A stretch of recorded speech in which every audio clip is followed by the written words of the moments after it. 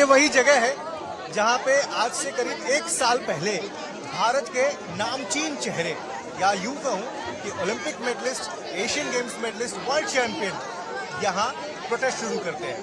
वजह रही, उनका कहना था कि फेडरेशन ठीक से नहीं चल रही है। उस समय के जो प्रेसिडेंट है वो फीमेल रेसलर्स के साथ हैरेसमेंट करते हैं, बहुत सीरियस एलिगेशंस लगाए गए थे।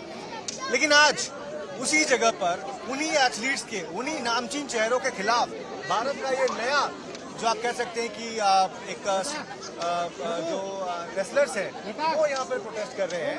आखिर क्या वजह रही कि आप सब लोग यहाँ पर आए और उन खिलाड़ियों के लिए प्रोटेस्ट कर रहे हैं जो कभी आपके खेल के आइकन होते थे, जिनको आप देखते थे, सोचते इनके जैसा बने, लेकिन आज उन्हीं के तख्तियां लिए हुए उन्हीं के खिलाफ प्रोटेस्ट कर रहे हैं।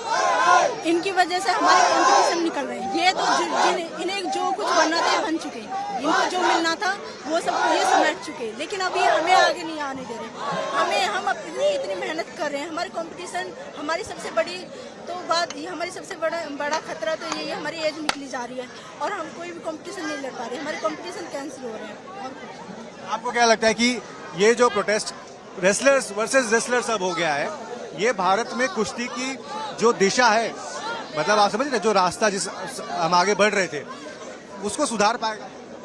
हाँ, तो बर्बाद कर देगा, ऐसा तो बर्बाद कर देगा, बर्बाद कर देगा। तो क्या चाहते हैं आप अभी? हम बस तो हमारे कंपटीशन स्टार्ट करवा दो।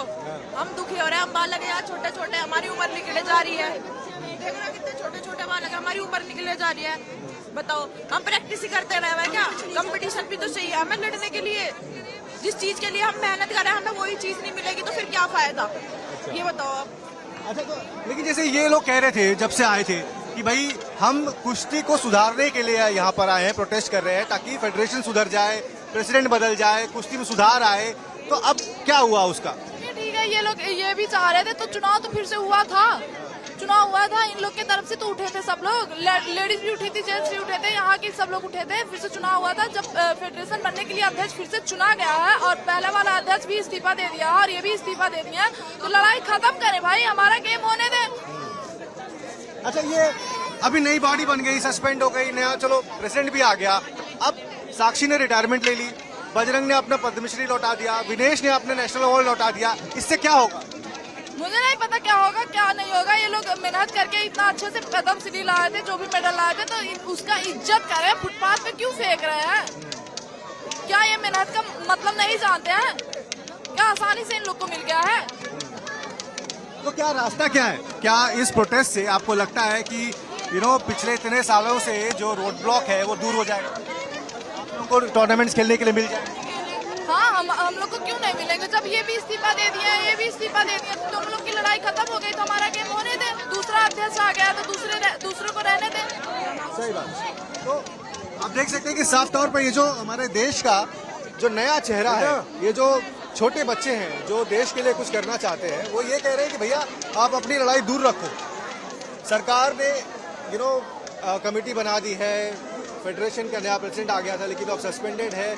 इनका कहना है कि भाई आप इन चीज़ों से हमें दूर रखो और हमें खेलने दो, हमारी उम्र निकली जा रही है। और बात कहीं ना कहीं आप कह सकते हैं कि शायद ठीक भी है, क्योंकि बहुत सारे ऐसे बच्चे हैं जो पिछले 1 साल में ओवर एज हो गए और अब वो टूर्नामेंट्स उस एज कैटेगरी में नहीं खेल पाएंगे। तो इनका साफ तौर पर कहना है कि भाई हमें आप ज़रूर खेलने दीजिए और हम यही चाहेंगे कि फेडरेशन सही तरीके से चले और जो बड़े जो चेहरे थे, साक्षी, बजरंग, विनेश, वो हमारे रास्ते में नहीं आए।